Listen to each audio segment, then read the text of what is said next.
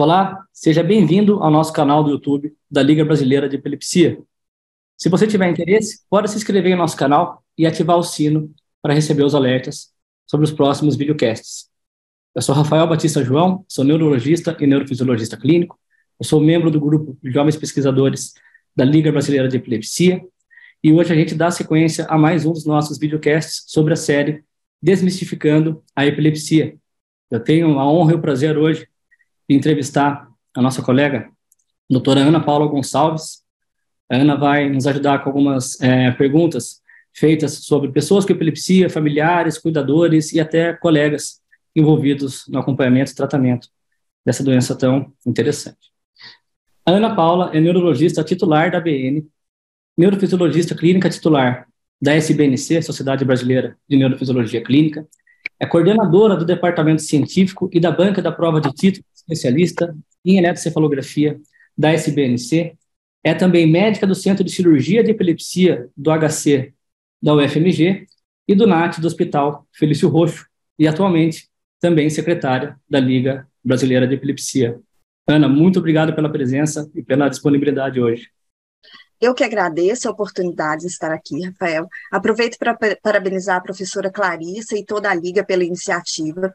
Este espaço de troca de conhecimentos entre médicos, entre pacientes, é muito importante para que a gente entenda melhor essa doença que acomete tantas pessoas no nosso país e que ainda é muito pouco falada, né? Ainda existem muitos conceitos errados sobre ela. Perfeito. Esse nosso bloco, Ana, seria sobre mitos e verdades sobre o eletroencefalograma. Pelo grande número de perguntas, nós temos a divisão em 3 episódios, esse seria o nosso primeiro.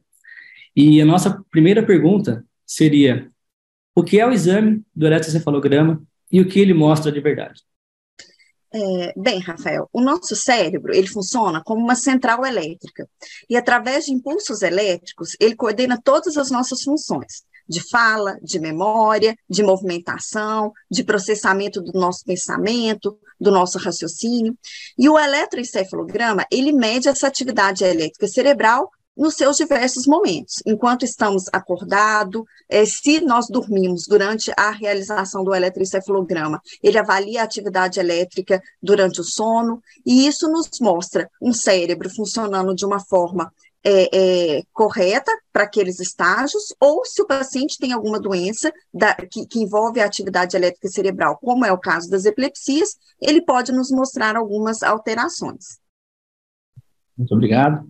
A segunda pergunta seria: o diagnóstico de epilepsia depende de um eletroencefalograma alterado?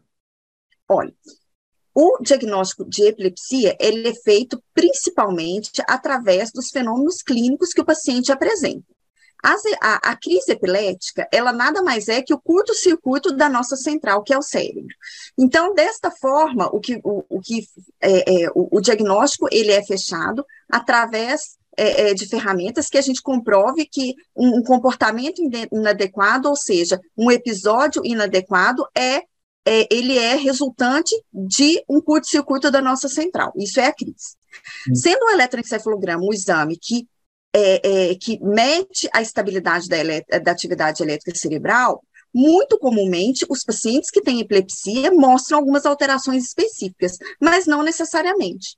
Como o eletroencefalograma de rotina dura em torno de 30 minutos, naqueles 30 minutos que a atividade elétrica cerebral está sendo aferida, está sendo medida, ela pode estar completamente estável, o exame vira um exame normal e não necessariamente, e aquele paciente em questão tem sim uma propensão em ter crise. Então, o diagnóstico de epilepsia, ele envolve vários fatores, vindos eles principalmente através da anamnese, ou seja, da conversa que o médico tem com o paciente, e não de um exame isolado, não de um exame específico. É um quebra-cabeça com muitas peças, e para esse diagnóstico, todas essas peças têm que encaixar de uma forma adequada. Perfeito. Muito obrigado. A terceira pergunta nessa linha seria: o eletroencefalograma alterado confirma o diagnóstico de epilepsia? Essa é uma pergunta muito interessante. Os exames, não só o eletroencefalograma, como todos os exames de medicina, eles são exames complementares, ou seja, eles complementam o raciocínio médico. 2% da população, sendo que a maioria desse grupo concentra na faixa etária das crianças, na faixa etária pediátrica, tem alterações epileptiformes no eletro e não tem nem nunca terão crises, né? Ou seja, nem todo mundo que tem paroxismo epileptiforme, que tem faísca, vai ter fogo ou curto-circuito. Isso é conhecido, que 2% da população geral, sendo 1,5% das crianças, tem alteração e não tem, nem nunca vão ter crises. Então, a gente não deve lançar a mão de exames sem uma suspeita clínica que seja consistente com aquela situação. Um exemplo interessante é um traço genético que acontece na epilepsia rolântica, né, na epilepsia genética idiopática focal, que o surgimento de paroxismos epileptiformes no eletroencefalograma é um traço genético que não necessariamente está relacionado à ocorrência de crises. Uma criança que tem uma epilepsia desse tipo, os familiares, irmãos, primos, podem ter o eletro alterado sem ter crises.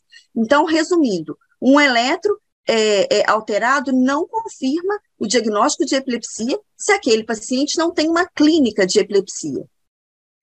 Perfeito, ótimo. E na mesma linha, a próxima pergunta seria: um eletroencefalograma normal exclui o diagnóstico de epilepsia? Também não, né? O eletroencefalograma sendo realizado naqueles 30 minutos, se naqueles 30 minutos a atividade elétrica cerebral esteve estável, o exame vai vir normal e a pessoa ainda assim é uma pessoa com epilepsia. E também as pessoas com epilepsia, quando o foco da crise é muito profundo, ele não chega na superfície do couro cabeludo para ser captado no eletroencefalograma. A gente tem que imaginar que, às vezes, a faísquinha, às vezes, o foco da crise, ele é tão pequeno e profundo, e para que ele chegue na superfície cerebral, ele tem que atravessar o osso da nossa calota craniana, as meninges, que são as membranas que recobrem o cérebro, o couro cabeludo. Então, em algumas situações, o exame é normal e o paciente ainda assim é uma pessoa com epilepsia.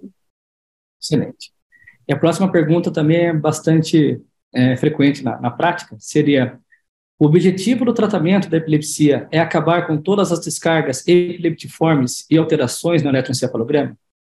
Essa é uma dúvida muito comum entre os nossos colegas, né, e entre pacientes também. O paciente ele fica ansioso em ter um exame normal com tratamento, mas esse não é um objetivo, principalmente nas epilepsias focais. O objetivo do tratamento é controlar as crises, é deixar o paciente sem crises.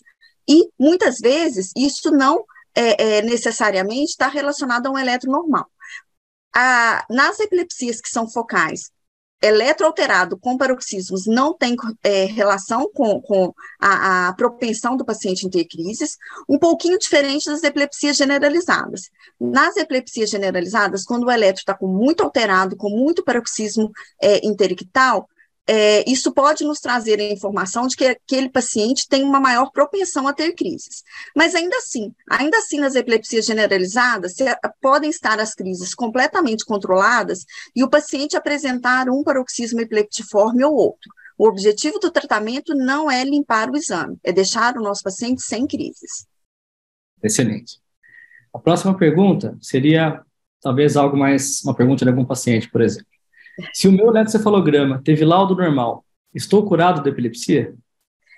Essa é uma questão também muito interessante. Esse termo curado, a gente não usa em epilepsia, né? A gente diz que a epilepsia está inativa quando o paciente não teve crise nos últimos 2 anos, e que a epilepsia está resolvida quando o paciente está há 10 anos sem ter crise, sendo 5 deles sem medicamento. Então, o termo curado a gente já não usa. E se um paciente com epilepsia, que está ainda em processo de confirmação do seu diagnóstico, pode ter um exame normal, um paciente que está tratado, o exame normal também não exclui, não fala que a sua epilepsia está resolvida ou está inativa. O que vai nos trazer essa informação é o tempo de acompanhamento e não o exame de uma forma isolada. A gente tem que ter em mente que não só o eletroencefalograma, os exames complementares, como eu disse anteriormente, eles são um dado a mais na condução clínica do caso, e não uma ferramenta que responde a todas as nossas perguntas. Excelente. A última pergunta desse bloco seria a seguinte: tenho várias crises ao longo do mês, mas já fiz 8 eletroencefalogramas e todos foram normais. isso significa que não tem epilepsia? Esse é um caso que exige uma atenção especial do médico que está conduzindo. Um paciente com 8 crises, tem várias crises ao longo do mês. Esse diagnóstico ele tem que ser revisto com cautela, porque existem algumas situações em que o paciente apresenta alguns eventos que parecem muito ser crise convulsiva e não são, desde condições funcionais, condições psiquiátricas, a questões fisiológicas mesmo, questões cardíacas, questões relacionadas à pressão.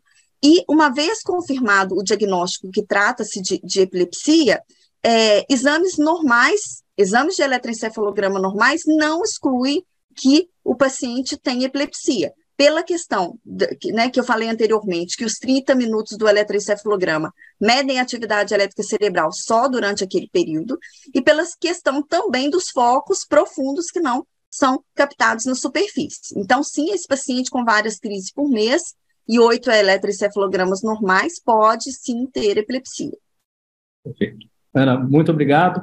Eu agradeço a atenção daqueles que assistem esse vídeo. Esse é o fim do nosso primeiro bloco de perguntas, nosso primeiro episódio deste videocast sobre mitos e verdades sobre o eletroencefalograma e o mapeamento cerebral. Serão perguntas dos próximos blocos. Muito obrigado.